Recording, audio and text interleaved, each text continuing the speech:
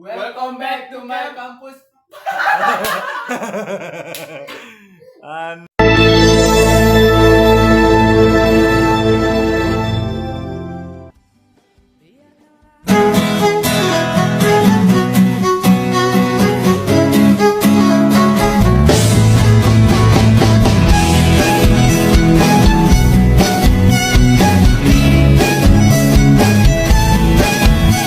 Welcome back to Campus Boys. Okay, guys. Today we are discussing a critical issues that affects to many students. What is this? What is harassment on college campus? With us is Dr. A. Hello, host. Hello, Dr. A. Dr. A, a leading voice in student safety and advocacy. Dr. A, thank you for joining us. Thank you, host. It's my pleasure. This conversation are vital for science. To start, could you give us an overview of the current state of harassment on college campus? Absolutely, despite increased awareness, harassment remain persist. A recent study found 20% of female undergraduates experience some form of sexual harassment during their college years one. Oh, that's right, Dr. Ray. That's a striking statistic. What types of harassment are most common? The most report from include verbal harassment, cyberbullying, and physical misconduct. It has a profound impact on the victim, mental health, and academic performance. Kembali kepada. Okay, Dr. Ray. What factor contribute to the prevalence of harassment in those environments? Many factors play a role, including peer pressures, alcohol and drug use, and a lack of comprehension and education, and consent and boundaries. How can students protect themselves and others from harassment, Dr. Ray?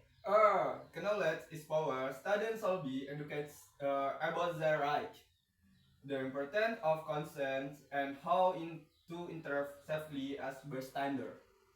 Is also crucial. You know, we know the reporting procedure on the campus. Oh, okay, Dr. Ray. What should a student do if they are someone they know is a harasser?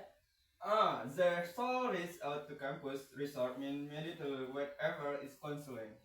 In counseling a center, trusted professor, or campus security. Many campus also have anonymous reporting also. You know that. Okay, Dr. Ray. Dr. Ray, can you tell us more about the role of Title IX in addressing campus harassment? Title 9 is a federal law that prohibits sex-based discrimination in any in any education program or activity receiving federal funding. It's a critical tool for students to hold their institution accountable for addressing harassment. Okay, Dr. Ray. What are some misconceptions about harassment that need to be addressed? Okay, host. I can tell one major misconception is that harassment is always over and easy to recognize. In reality, it can be subtle, insidious, making it harder for victims to come forward. Okay, Dr. Ray. But how can friends and peers support someone who has experienced harassment? We can support can come in many forms. Listening without judgment, accompanying them to report the incident, or simply buying their harsh reference. The key is to believe and validate their experience.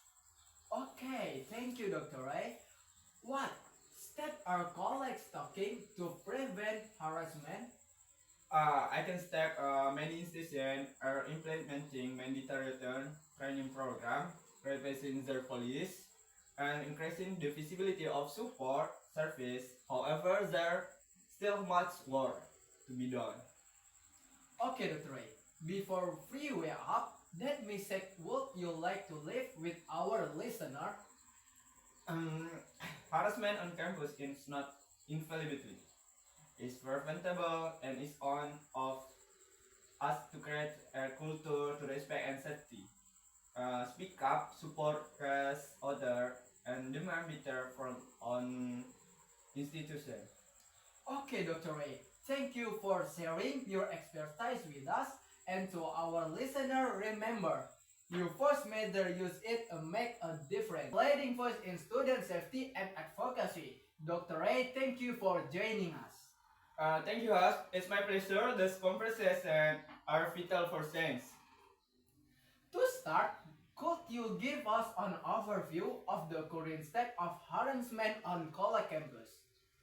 Absolutely, despite increased awareness, harassment remain persistent. A recent study found 20% of female undergraduates experience some form of sexual harassment during their college years one. Oh, that's right, Dr. Ray. That's a striking statistic. What types of harassment are most common?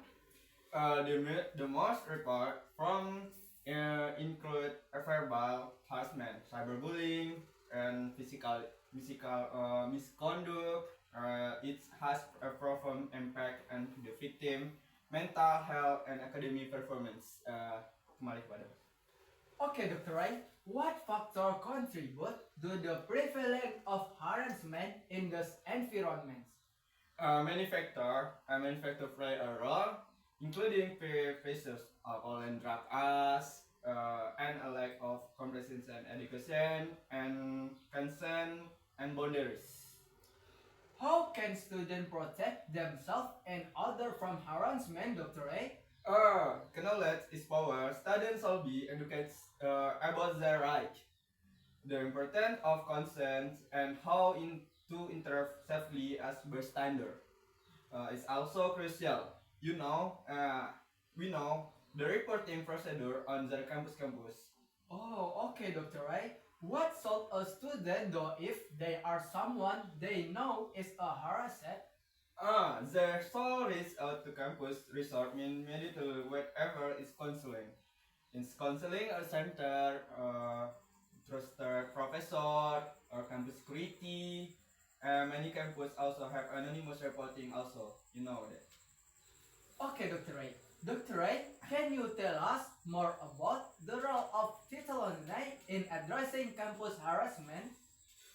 Title 9 is a federal law that prohibits sex-based discrimination in any education program or activity receiving federal funding.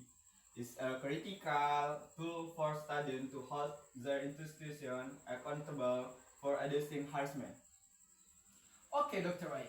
What are some misconceptions about harassment that need to be addressed?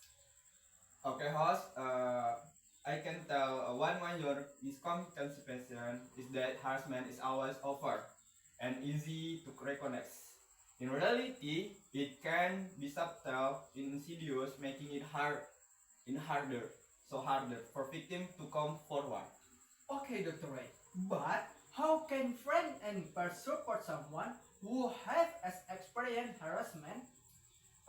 We can support can come in many forms. Listening without judgment, accompanying them to report the incident, or simply buying their harsh reference. The key is to believe and validate their experience. Okay, thank you, Dr. Ray.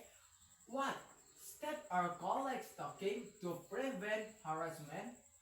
I can step many institutions are implementing mandatory training program, replacing their police, and increasing the visibility of support service. However, there still much work to be done. Okay, Dr. Ray. Before we wrap up, that message would you like to leave with our listener?